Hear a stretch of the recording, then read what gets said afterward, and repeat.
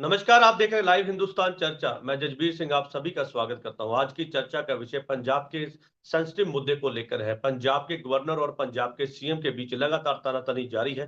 पंजाब के गवर्नर के द्वारा पंजाब सरकार को 16 चिट्ठियां लिख पंजाब में जो है लॉ एंड ऑर्डर और नशे को रोकने के जो कदम है उस पर जवाब मांगा गया, जिसके चलते पंजाब के गवर्नर के द्वारा अब शोबास नोटिस जो है वो पंजाब सरकार को जारी किया गया, जिसमें पंजाब में राष्ट्रपति शासन लगाने की सिफारिश कही गई है और साथ में 124 धारा के तहत पंजाब सरकार पर कार्रवाई की बात की गई है, जिस पर पंजाब के सीएम भगवंत मान के द्वारा पलट जवाब देते हुए कहा कि पंजाब के गवर्नर जो है वो जानबूझ के जो है पंजाब सरकार को बदनाम और पंजाब सरकार को धमकियां दे रहे राष्ट्रपति शासन लगाने के लिए। तो इसी मुद्दे को लेकर आज विशेष चर्चा है। इस चर्चा में विशेष पैनल हमारे साथ है।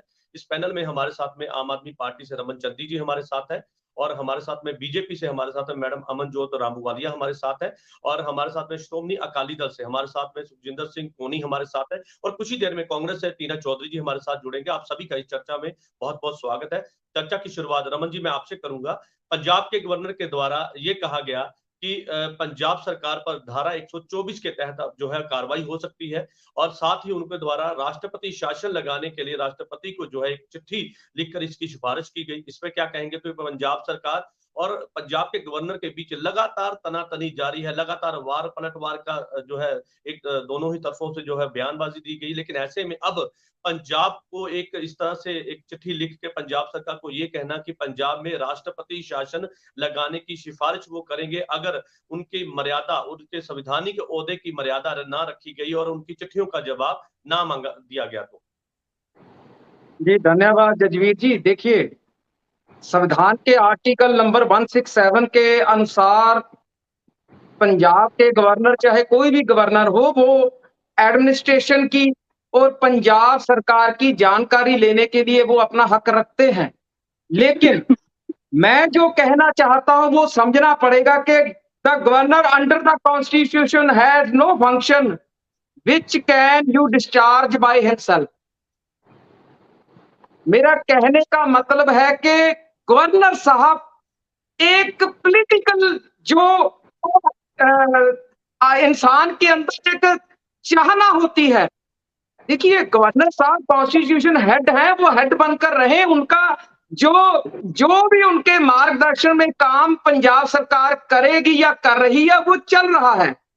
जिस तरह से गवर्नर साहब मीडिया के रूबरू होकर पिछले 1 साल से जिस तरह बॉर्डर एरिया पर जाना, मीडिया में आकर बताना, तो पहले गवर्नर साहब अगर आप उनकी बातों को समझो कि आज तक पंजाब के गवर्नर साहब ने केंद्र के द्वारा पंजाब का कौन सा फायदा किया है? क्या चिट्ठी पत्र लिखकर आज तक गवर्नर साहब ने कहा है केंद्र को कि पंजाब इस दुविधा में है, इस दुविधा को दूर किया जाए, मेरा पंजाब इस दुविधा में है, पंजाब सरकार इस दुविधा में है, वो बता दें पहले तो गवर्नर साहब।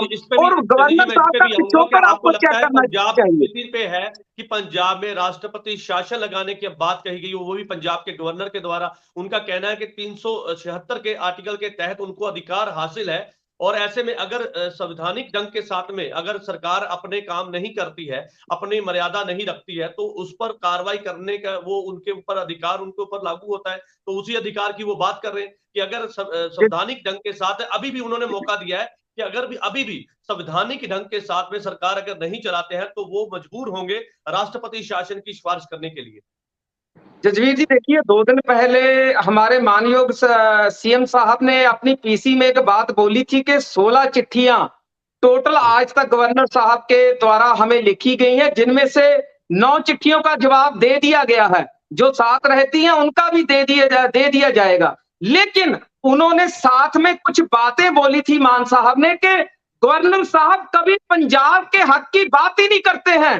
गवर्नर साहब जब हमारे बीच बैठते हैं या हरियाणा के मुख्यमंत्री के बीच बैठते हैं तो हमें यह लगता है कि वो ओनली और ओनली बीजेपी शासित प्रदेशों की हक की बात करते हैं। तो फिर गवर्नर साहब को भी चाहिए ना, एक बात आपको बोलनी देखिए, अगर मैं आज आपकी डिबेट में बैठा हूं, अगर मैं कुछ ना कुछ कोई मेरे पास अगर कोई पावर है, अगर उसको मैं गलत इस्तेमाल करूंगा तो आप मेरे पिछोकड़ को भी चेक करोगे। जुडिशरी भी जब किसी को सजा देती है तो उसके पिछोकड़ पर झांकती है उसके पीछे जब किसी के ऊपर कोई ना कोई सजा का ऐलान होना होता है। तो फिर गवर्नर साहब जब जब दूसरे राज्यों के गवर्नर रहे हैं वहां पर क्या कुछ करते रहे हैं। सभी सरकारों से इनका जो एंटी बीजेपी सरकार है सभी के साथ इनका 36 का आंकड़ा रहा है। ये गवर्नर साहब की नेचर है।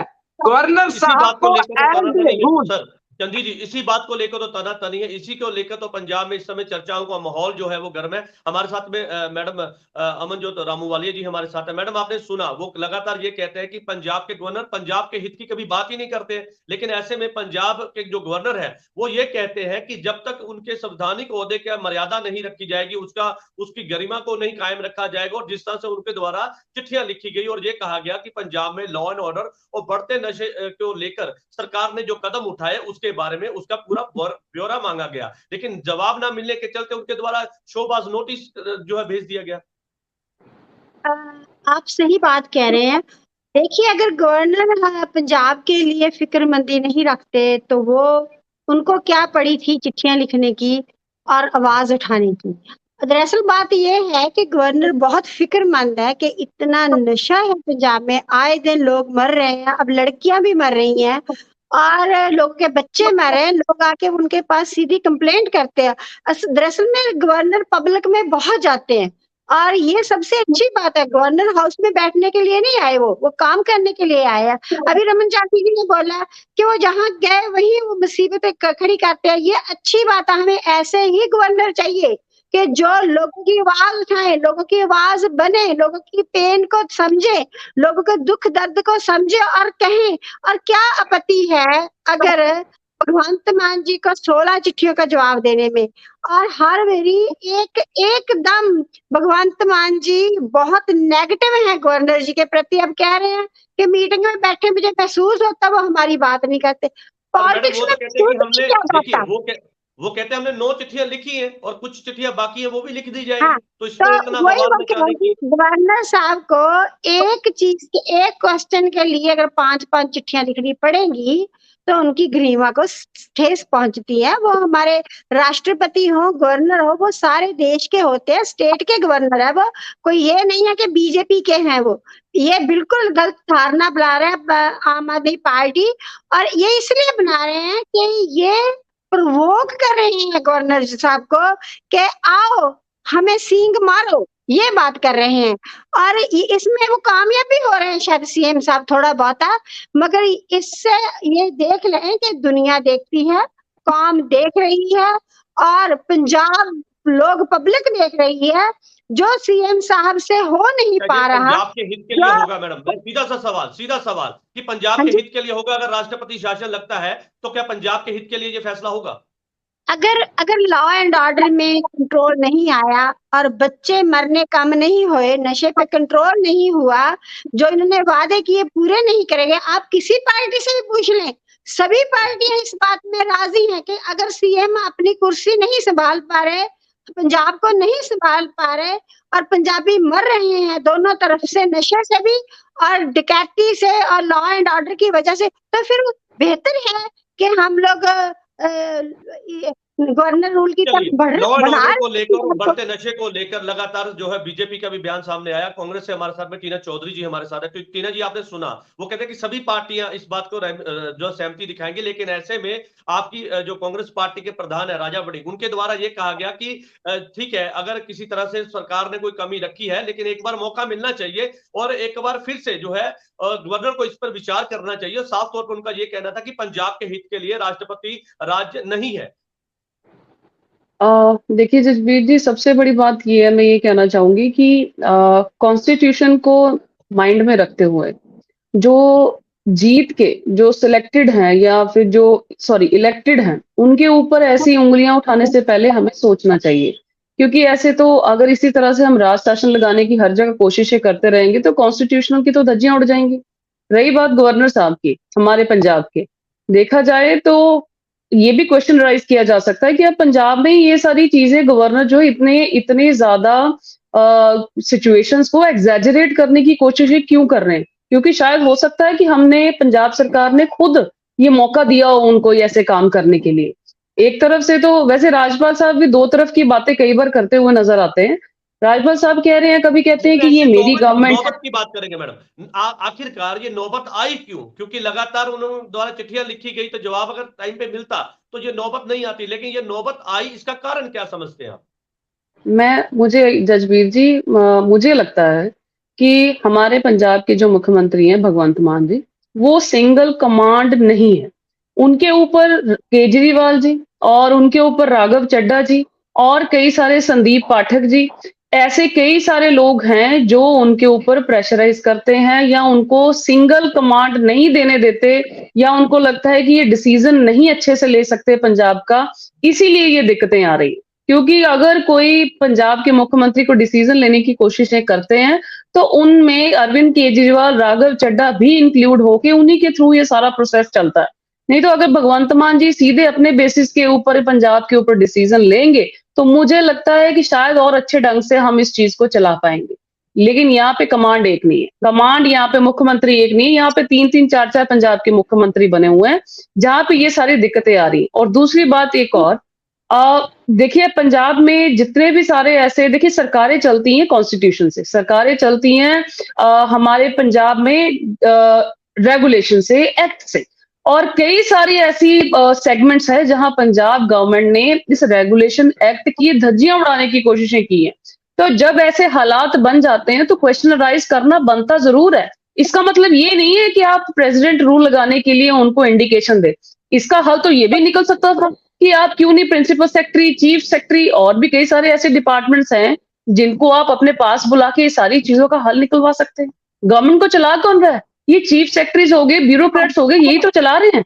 तो इन्हीं के थ्रू तो सारे डिसीजन लिए जाते हैं, यही सारे कमांड करके सारे मैनिपुलेट करते हैं, यही डिसीजन मेकर होते हैं। कमांड तो चलो पंजाब के मुख्यमंत्री तो ये कहना कि मुझे ये चीज ऐसे नहीं ऐसे चाहिए, तो करनी तो ब्यूरोक्रेट्स ने, करनी डिपार्टमेंट ने है, करनी एडमिनिस्ट्रेशन ने, तो उनको बुला लें एक बार। उनको क्यों नहीं बुलाते कि हाँ भी क्या दिक्कत आ रही है? अगर नशा खत्म नहीं हो रहा तो क्यों नहीं हो रहा? कहाँ पे हम लैग कर रहे हैं? अगर illegal mining activities daily basis पे देखी जा रही है तो क्या रीजन है?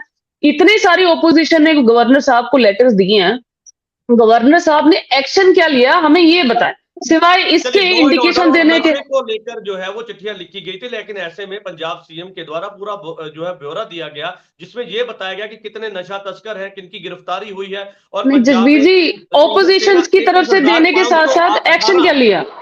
एक्शन क्या लिया राजपाल साहब ने? एक्शन क्या लिया?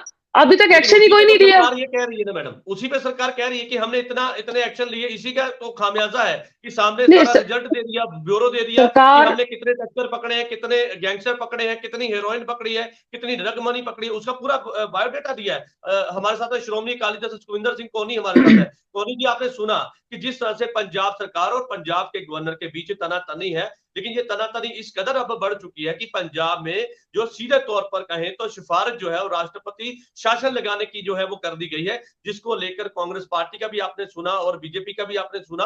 लेकिन मैं यहाँ पे जानना चाहता हूं कि जो श्रोमणी अकाली दल है उसका इस मुद्दे पे क्या स्टैंड है सर? जसबीर जी, सबसे पहले तो ये है कि अकाली दल किसी भी चुनी हुई सरकार को बर्खास्त करने के विरुद्ध है। अकाली दल ने इसी मुद्दे पर पहले भी खुद बहुत अपनी, जब सरकार कांग्रेस ने 2-3 बार तोड़ी, तो अकाली दल सरकार तोड़ने के तो हक में नहीं है।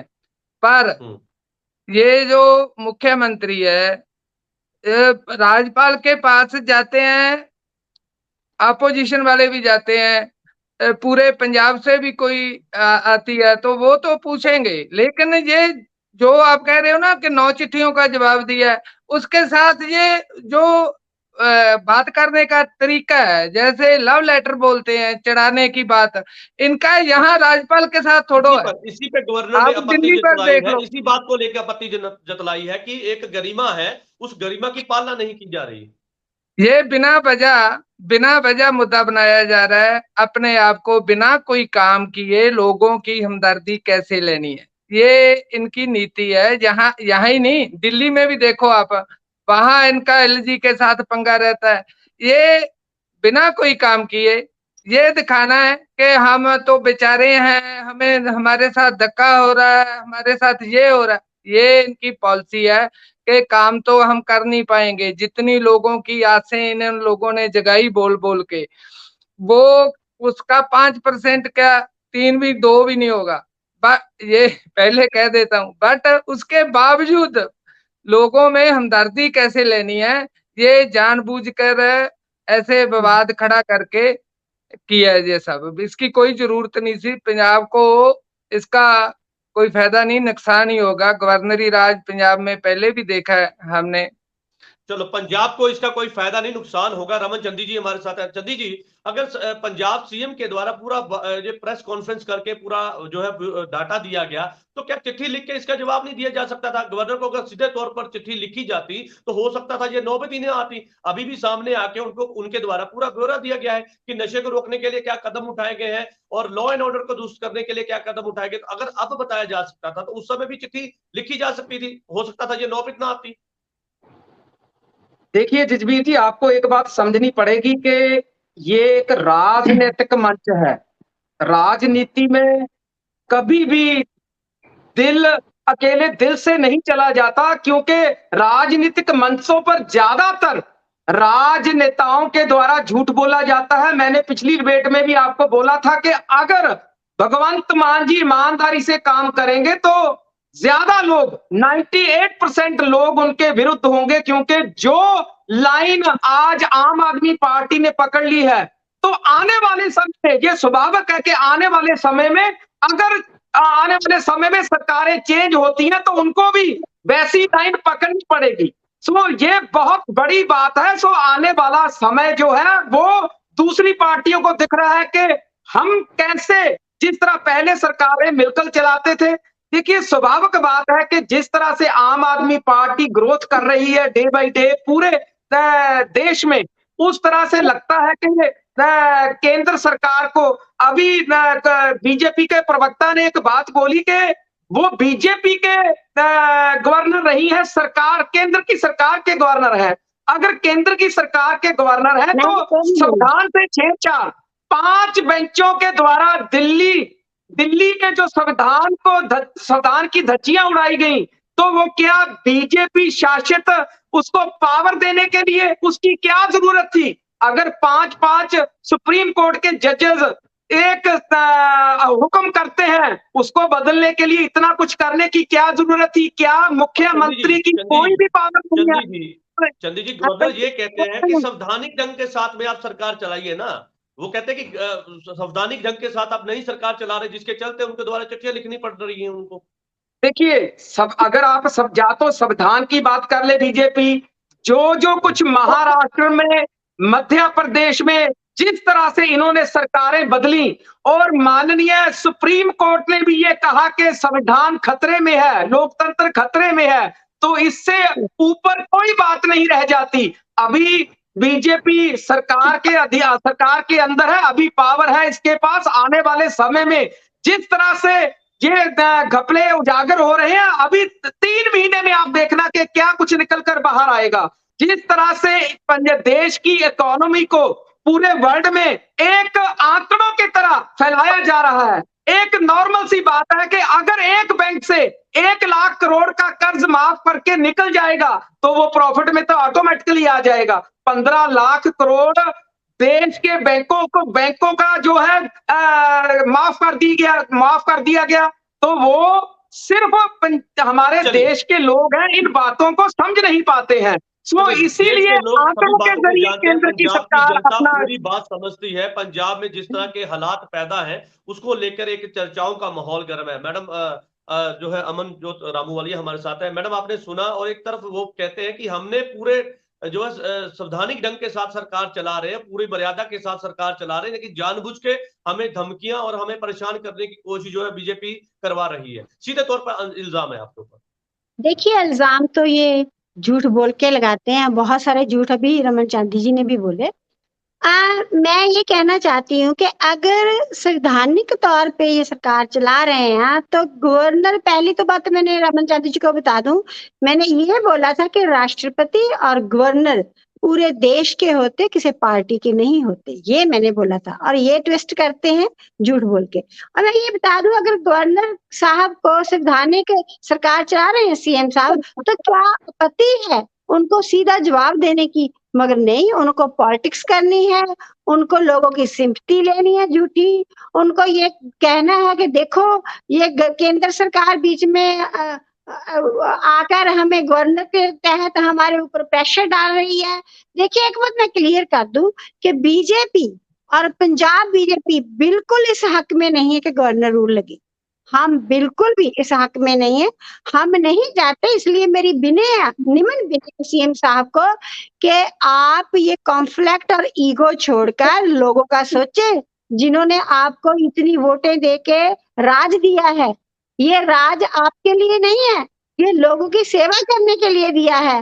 और इसी तहत आप लोगों की भलाई के लिए लॉ एंड ऑर्डर की करें। पंजाब के गवर्नर लॉ एंड ऑर्डर और नशे को लेकर चिट्ठियां लिख रहे हैं, लेकिन जो पंजाब के हक पर डाका है या पंजाब की बेहतरी के लिए कदम है, उस पर कभी बात नहीं करते। आरडी फंड की बात नहीं करते, जीएसटी फंड की बात नहीं करते, किसानों की मांगों को लेकर बात नहीं करते। और कई तरह के उनके द्वारा ये कहा गया कि अगर गवर्नर चाहते हैं, पंजाब की भलाई चाहते हैं, तो इन मुद्दों पर भी चिट्ठी लिखे, इन मुद्दों पर भी जवाब मांगे और हमारे साथ जाके बात करें। बिल्कुल ये झूठ बोल रहे हैं। गवर्नर साहब हर पीड़ितों के लिए कई जगह गए और 200-250 करोड़ रुपया तुरंत इमीडिएटली इनिशियल मनी पैसे मिले। पर हमारे सीएम साहब क्या कहते हैं, हमें केंद्र के पैसे की जरूरत नहीं है। अब ये थोड़ा कह सकते हैं कि पैसा चाहिए भी। आप छोटे बच्चे नहीं है कि अपने पिता से लड़ रहे हैं। हम यहाँ सरकारें चला रहे हैं, हमारा घर नहीं है, ये देश है, हमारी स्टेट है। हम ये नहीं कह सकते कि हमें नहीं चाहिए और पैसे चाहिए भी। आप मांगो भाई, आप गवर्नर साहब को साथ लो, कहो सर चलो हम दोनों इकट्ठे चलते हैं। और जब जब भी सीएम भगवंत मान जी ने केंद्र से मदद मांगी, उनको मदद मिली है। ये झूठ फैलाकर खुद से काम नहीं होता। ये बात टीना जी ने बिल्कुल सही कही कि ये सरकार कल्ले भगवंत मान जी नहीं चला रहे, वहां और भी अरविंद केजरीवाल, राघव चड्ढा और 20 लोग बैठे हैं जो पंजाब में ईगो की बात आपने कही कि ईगो छोड़कर, बिल्कुल मैडम मैं आऊंगा आपके पास क्योंकि सबको समा देना है मेरे पास। जो पंजाब के पैसों पे डाका मार रहे हैं और पंजाब को लूटा जा रहा है, ये क्या निकालेंगे? और लोग, आपके लोग तो लाइन में लगे हैं और पकड़े हुए हैं, उनकी पहले खैर कर लो। चलिए चंदी जी, मैं लौटूंगा आपके पास, टीना चौधरी जी के पास में आऊंगा। मैडम वो कहते हैं कि ईगो छोड़कर जो है वो बैठकर गवर्नर के साथ में एक कप चाय पी के भी इसका मसले का हल निकल सकता है, क्योंकि कई बार ये बात सामने आई है कि ईगो की बात बार बार आती है कि पंजाब सरकार ईगो के चलते जो है गवर्नर के साथ उनकी तलखी लगातार बरकरार है। लेकिन ऐसे में इसका खामियाजा क्या पंजाब के लोग भुगतेंगे? क्या पंजाब के हित के लिए होगा राष्ट्रपति शासन? क्या जिस तरह से पंजाब के बीच और जो है वो गवर्नर के बीच आपस में तनातनी है, क्या इसका खामियाजा सीधे तौर पे कहे तो इसका इफेक्ट पंजाब के लोगों पे पड़ेगा? ये बात बिल्कुल ठीक है। ईगो तो आ ही रही है पंजाब के मुख्यमंत्री के और सेंट्रल गवर्नमेंट के बीच में, क्योंकि देखा जाए तो भाजपा सरकार जो है ये भेदभाव हमेशा ही ओपोजिशन के साथ करती रही, इसमें कोई दो राय नहीं है। जब कांग्रेस पार्टी थी तब भी हमारे साथ ऐसी कई बार ऐसी चीजें होती रही थी, बट उसकी कोई, हमने कभी ये नहीं कहा कि हाँ हम किसी के आगे हाथ नहीं फैलाएंगे, हम पूछेंगे नहीं, हम मांगेंगे नहीं। ऐसी हम अगर बातें करेंगे तो पंजाब के लोगों का और ज्यादा नुकसान होगा, क्योंकि अल्टीमेटली सफर कौन कर रहा है? कहा गया मैडम, पंजाब सीएम के द्वारा तो डिमांड रखी गई है, उनके द्वारा बताया गया कि अभी इतना 1500। जसबीर जी जसबीर जी मैं 2 लाइंस बोलती हूँ, मेरे को इंटरप्ट कर दिया जाता है, प्लीज मेरे को कंप्लीट करने दे। कंप्लीट करके फिर आप जो मर्जी पूछ लीजिए जी। मैं ये कह रही हूँ कि जो आप कह रहे हैं कि मांगा गया, पहले मैं बताना चाहूँ जब पंजाब में ऐसे हड़ों के हालात बने थे तो उस टाइम 20 से 25 दिन तो पंजाब सरकार की आंखें ही नहीं खुली थी कि इसकी असेसमेंट करवानी है कि नहीं करवानी। डिजास्टर मैनेजमेंट फंड जो होता है कि वो सेंट्रल गवर्नमेंट जो आना है, नो डाउट जितना चाहिए था वो मिलना चाहिए था। फर्स्ट इंस्टॉलमेंट जब दी गई 216 करोड़ 218 करोड़ जितना भी दिया गया, उसमें से इन्होंने कहा था कि हम 36 से 37 करोड़ जो है हमने वो रिलीज कर दिया अब लोगों के लिए। पर मुझे तो वो 37 करोड़ भी कहीं नहीं दिखा। मांग तो रहे हैं ये सारा कुछ कि हम अपने लोगों के लिए पैसा मांग रहे हैं, हम लोगों के लिए सब कुछ मांग रहे हैं। एक साइड से कहते हैं हमें चाहते नहीं है, हम किसी का हक नहीं, अपना हक नहीं मांगेंगे, इनको खुद देना चाहिए। अल्टीमेटली सफर कौन हो रहा है? और ग्राउंड रियलिटी चेक कर लीजिए आप इनकी। इनफैक्ट इनके अपने मिनिस्टर्स ने अपील की कि पंजाब सरकार के हाथ खड़े हैं, आइए अब एनजीओज आके, संस्थाएं आके आगे आके हमारा साथ दें।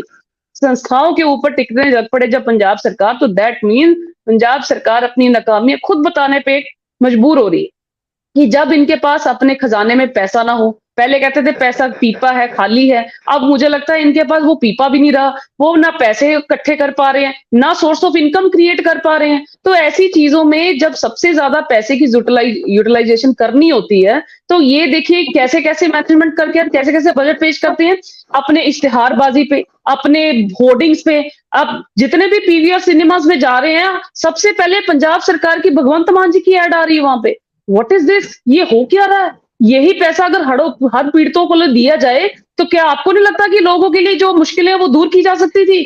कितना फंड जो है कितना मिसमैनेज किया जा रहा है, पंजाब के लोग डूबते जा रहे हैं, और हमारे पंजाब के मुख्यमंत्री केजरीवाल आका जी के साथ छत्तीसगढ़ में जाके वहां पे प्रचार कर रहे हैं। ये चल क्या रहा है? एक बार गुजरात में बैठे हुए थे, वहां बैठ के कह रहे थे गोल्डी बराड़ हमने पकड़ लिया, और बाद में कहते कि नहीं अरे वो तो झूठ था, हमने तो पकड़ा ही नहीं गया।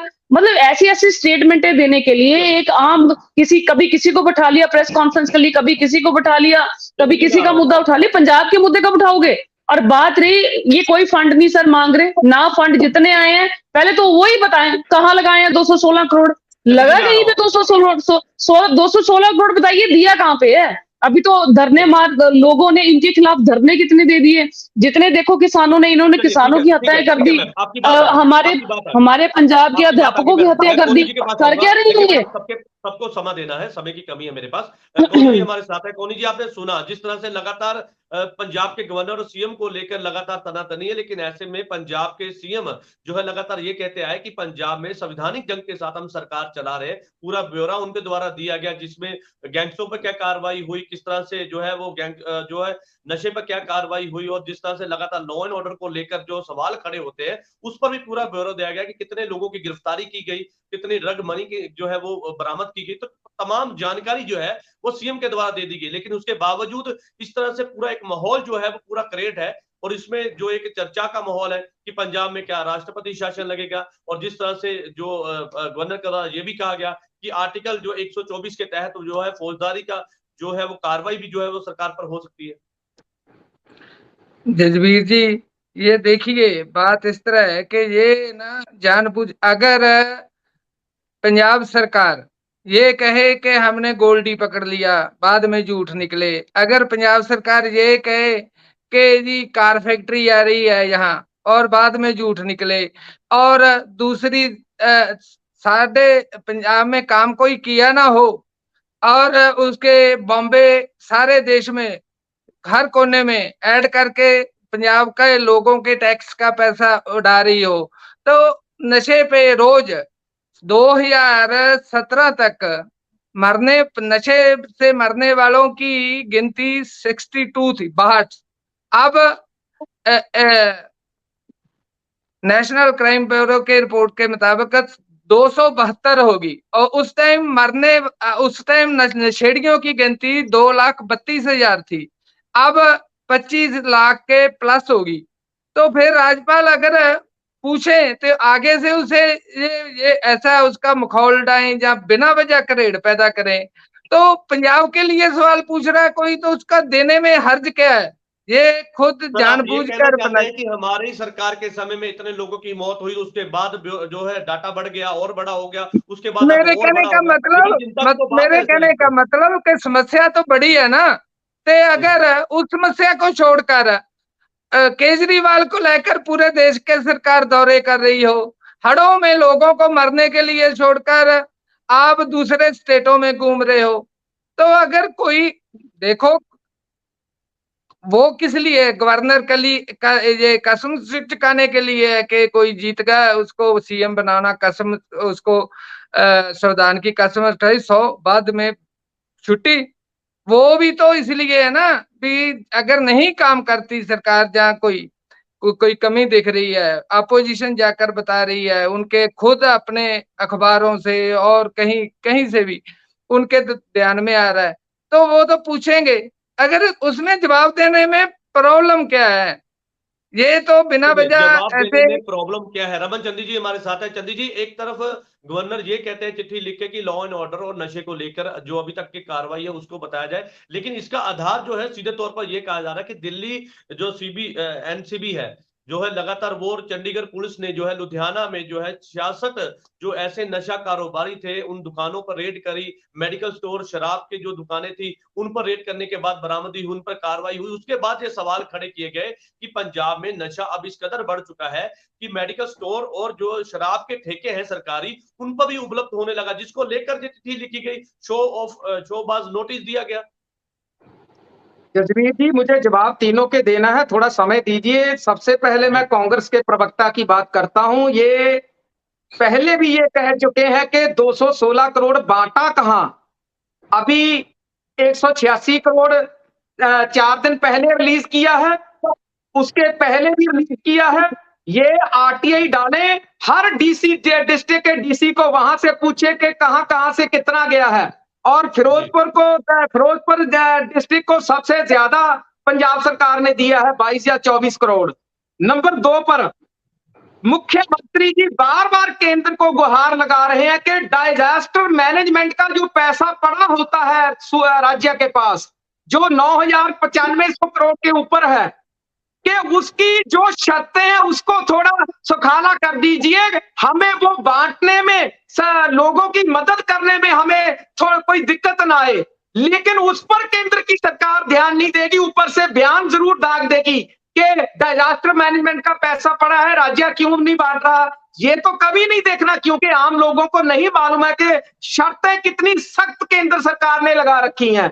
नंबर 2 पर ये एक हाई कमांड की बार बार बात करते हैं। ये अभी की लेटेस्ट मैं कांग्रेस के प्रवक्ता से पूछना चाहता हूं कि रंधावा साहब के बेटे के ऊपर चंडीगढ़ में जो एलिगेशन लगे, जिस तरह से गुंडागर्दी करी, और जो आप ही की पार्टी का एक चुना हुआ अपने यूथ का प्रेसिडेंट है जलालाबाद का, वो रात वो पीसी कर रहा था, कि किस तरह से दिल्ली की हाई कमांड ने उन्हें सुबह एक ईमेल भेज दी कि उसको उतार दिया गया है, क्योंकि वो एक सही आदमी के पास साथ रुका हुआ था। मैं हाई कमांड की बात करता हूं कि किसी भी पार्टी का हो, हाई कमांड के साथ राय मशवरा हर पार्टी के नेता लेते हैं और लेते रहेंगे। ऐसी बेबुनियाद बातें कभी भी मीडिया के मेरा आंसर जरूर ले लीजिएगा इस पे। नंबर 3, देखिए मेरी बात सुनिए। जिस तरह से यूपी में पूरी सिक्योरिटी के मीडिया के सामने जिस तरह से गुंडागर्दी और लोगों को गोली मारी गई, चाहे वो एक्यूज्ड ही थे, चाहे वो गुंडे ही थे, लेकिन वहां का गवर्नर वहां की सरकार को कभी चिट्ठी पत्र नहीं लिखता।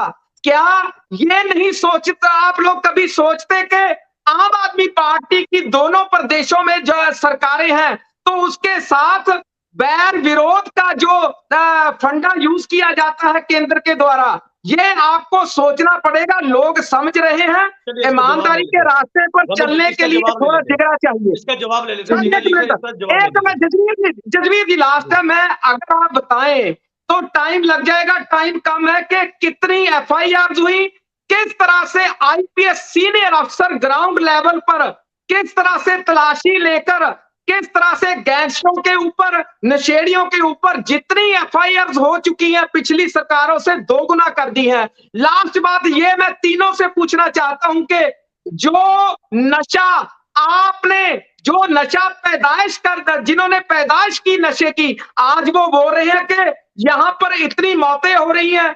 जितना डे बाई डे ये पुराना होता जाएगा, जो व्यक्ति एक नशा मैं 4 साल से कर रहा हूं, कभी ना कभी आने वाले समय में अगर वो करता रहेगा तो वो मौत के मुंह में जाएगा। उनको बचाने की जरूरत है। आपकी बात आ गई। टीना जी मैं आपके पास आऊंगा। जसवीर जी, रमन जी ने कहा कि सुखजिंदर रंधावा जी के बेटे की इन्होंने बात की कि एक यूथ के प्रधान है, उनको ऐसे कर दिया गया। मैं बताना चाहूंगी कि आम आदमी पार्टी में निज्जर साहब ने क्या ऐसा काम किया था जो आपने उनको मंत्री पद से उतार दिया। और दूसरी बात, रही बात उनके प्रधान की, यूथ प्रधान की कांग्रेस की, उन्होंने बाप समान जो सुखजिंदर रंधावा जी थे उनको सुखी सुखी कह के, बदतमीजी करके और अननेसेसरली बिना जेन्युइनिटी जाने हुए तो बयान देना शुरू करते, उस पर तो एक्शन लेगी हमारी पार्टी। आपकी तरह नहीं है, ढोंग रचने वाली नहीं है पार्टी जो आपने मंत्रियों के ऊपर कार्रवाई करने की मांग तो करती है, लेकिन आज भी उतने कैबिनेट जो जितने आपने उतारने की कोशिश की, आज सभी के सभी कैबिनेट में बैठ के आपकी मीटिंग करते हुए नजर आ रहे हैं। तो अपनी तरफ पहले झांके, गिरेबान में झांके, फिर दूसरों के ऊपर उंगली उठाएं। रही बात आपने जो नशा तस्करों पे पर्चे करने की बात की है, जितने भी आपने पर्चे किए, लेस देन 10%, 100 की तो चलो बात छोड़ दो, लेस देन 10% उन पर्चों में से अभी किसी के भी चालान नहीं पेश हुए। मोर देन 90% जो जितने भी इन्होंने पर्चे किए हैं, अभी सबके सब चालान पेंडिंग पड़े हैं। तो चालान पेश करिए, कन्विक्शन साबित करिए, सजा दिलवाइए उनको। उसके बाद अगर आपको लगता है कि आपकी कार्रवाई बिल्कुल सही है, तो फिर मानेंगे कि आपने नशा तस्करों को पकड़ने की कोशिश की है। और आप ही की एडमिनिस्ट्रेशन, आप ही की एक सेकंड सर जजबीर जी, रंधावा जी के ऊपर सवाल उठाने से पहले अपने मंत्रियों के ऊपर गिरेबान में झांकें कि पिछले 1.5 साल में जितने आपके मंत्री और एमएलए करप्टेड हुए, पिछले 75 साल में नहीं उतने हुए जितने आपके 1.5 साल में हो गए। और आज भी वो सभी के सभी आपके साथ जुड़े हुए हैं। हमारे मंत्रियों की, साबका डिप्टी मुख्यमंत्रियों की बातें मत करिए, उनके बच्चों की। चलिए मैडम रामूवाली, मैं आपके पास आऊंगा। जिस तरह से आपने सुना, लगातार आरोप जो है वो कांग्रेस और अकाली दल समेत आप पे भी लगाए गए कि ये जो भेदभाव की जो राजनीति है वो बीजेपी करती है। सीधे तौर पर कहा, मैडम मेरे पास समय की कमी है, थोड़ा जल्दी में अपना रिएक्शन दीजिए। ये सब मैं फिर कहूंगी, ये खुद अपने जो खुद करते हैं ना, वही दूसरों को कहते हैं। बीजेपी कहाँ भेदभाव की राजनीति करती है। और इन्होंने तो पंजाब लूट के खा लिया, इनको तो नया नया कटोरा मिला है और ये तो खुद का ही पेट भरने लगे और पंजाबियों को तो छोड़ ही दिया एक तरफ से। मैं 2-3 सवाल पूछना चाहती हूँ कि ये कहते हैं ना 200 करोड़ हमने बांट दिया, हमें तो दिखाई नहीं देता। ना किसानों को री-पैडी मिली कि उनको क्या कहते पनीरी मिली कि वो दोबारा बो सकते, और ना किसानों को पैसा मिला है। और दूसरी बात ये मैं कहना चाहती हूँ, ये झूठ बोलते हैं कि केंद्र ने कोई भी पैसे के ऊपर सख्ताई की है। जो भी पैसा मिलता है हर पीड़ितों का, उस पे कोई रूल रेगुलेशन नहीं होती। पंजाब सरकार खुद रूल रेगुलेशन के तहत उसको बांटती है। बेसिक रूल होते हैं कि किसी को पर्सनल देना है तो कैसे, इनको आता नहीं है। ये नए नहीं है, खुद आता नहीं, दूसरों के ऊपर उठाकर बोलते हैं। इसी बात पे ये एक ही सेकंड बस, ये यूपी की बात कर रहे थे, सुनिए, आम आदमी पार्टी सुन ले ये बात कि यूपी पंजाब बन गई है और अब पंजाब यूपी बन गया। इतना बुरा हाल कर दिया आपने, पुरानी यूपी बन गया पंजाब। यहाँ कोई किसी की लॉ एंड ऑर्डर नशे की कोई यहाँ कमी नहीं। जितनी एफआईआर काटी है नशे पे, वो सिर्फ खाने वालों पे काटी है जो नशा कर रहे हैं। पकड़ नहीं पाए आपके कौन है असली गेम घुमाने वाला। फिर आप दूसरी पार्टी पे मैं लास्ट में कोनी जी के पास आऊंगा। सर समय की कमी है, रमन जी प्लीज, मेरे पास समय की कमी है। एक सेकंड में देता हूं आपको, अपनी बात जो रखना चाहते हैं एक लफ्ज में आप बता दीजिए। मैं तो जजवीर जी इतना ही कहूंगा कि अगर केंद्र की सरकार उनके द्वारा बनाया हुआ डाटा एनसीआरबी का, अगर ये प्रवक्ता उनको सही मानते हैं तो देखिए और फिर बोलिए कि पंजाब यूपी बन गया या यूपी पंजाब बन गया। कैसे गुजरात का डाटा है, कौन कौन से सूबे का, राज्य का कौन कौन सा नंबर है, उसके बाद अपना बयान दिया कीजिए। ऐसी बेबुनियाद बातें टीवियों पर बैठकर लोगों को गुमराह करने के लिए अच्छी नहीं है। चलिए मैं कोनी जी के पास आऊंगा लास्ट में। सर मेरा समय की कमी है, कोनी जी क्या कहेंगे? पूरी बात आपने सुनी, लगातार इल्जाम आपके ऊपर भी है कि पुरानी सरकारों ने जो इस तरह से किया था तो उनको दुरुस्त करने में टाइम लग रहा है। लेकिन ऐसे में सवाल सीधे तौर पर यह है कि जो पंजाब में इस तरह अभी के जो हालात हैं, वो पंजाब के लिए, पंजाब की बेहतरी के लिए किस तरह से कारगर साबित होंगे, और जिस तरह से पंजाब सरकार और गवर्नर के बीच आपस में खिंचातानी है, इसका सीधे तौर पर असर पंजाब पे क्या पड़ेगा सर, और पंजाब की पार्टियों पे इसके क्या असर पड़ेगा? पहले तो ये है जी कि ये जो रमन जी बात करते हैं नशे की, के पहले तो ये बताओ कि इनको रोका किसने है? इनको तो सभी, इन्होंने तो बहुत बड़े बड़े बयान दिए थे इलेक्शन से पहले कि हमें ये पता है कौन है आदमी है, किसका क्या हिस्सा है। तो अब तक किया क्या? उसमें कौन सा बड़ा आदमी पकड़ा है? जिन्हें एफआईआर की ये बात कर रहे हैं, वो तो 2014 में हमने 10,312 एफआईआर की, 11,225 गिरफ्तारियां की, वो सभी सरकारें करती है। कौन सा बड़ा एक नाम बता दो कि हमने जी ये कर दिया, बड़े ये सियासी आदमी चलिए, या सभी कोई भी। सरकारें काम करती है सर, समय की कमी है और चर्चा को यहीं पे समाप्त करना होगा। और आप सभी गेस्ट का इस चर्चा में जुड़ने के लिए बहुत बहुत धन्यवाद है। और चर्चा इस बात को लेकर थी कि पंजाब में जो अभी पंजाब के गवर्नर और पंजाब के सीएम के बीच लगातार तनातनी है, और इसी को लेकर पंजाब के गवर्नर के द्वारा शोबाज नोटिस जो है वो जारी किया गया पंजाब सरकार को, जिसमें पंजाब में राष्ट्रपति शासन लगाने की सिफारिश की बात की गई और पंजाब सरकार पर धारा 124 के तहत जो है वो कार्रवाई करने की बात की, जिसको लेकर पंजाब के सीएम के द्वारा पलटवार किया गया, जवाब दिया गया, पूरा ब्यौरा दिया गया कि किस तरह से लॉ एंड ऑर्डर और नशे के ऊपर किस तरह से पंजाब सरकार ने कार्रवाई की है। लेकिन इस तरह से जो पंजाब के जो अभी जो मौजूदा हालात है उस तरफ देखें तो एक तरफ पंजाब के सीएम और गवर्नर के बीच जो तनातनी है, सीधे तौर पर पंजाब पे इसका असर पड़ेगा। समय की कमी के चलते इस चर्चा को यहीं पे समाप्त करेंगे। कल नई चर्चा के साथ आपके साथ फिर से जुड़ेंगे, तब तक के लिए दीजिए इजाजत। धन्यवाद।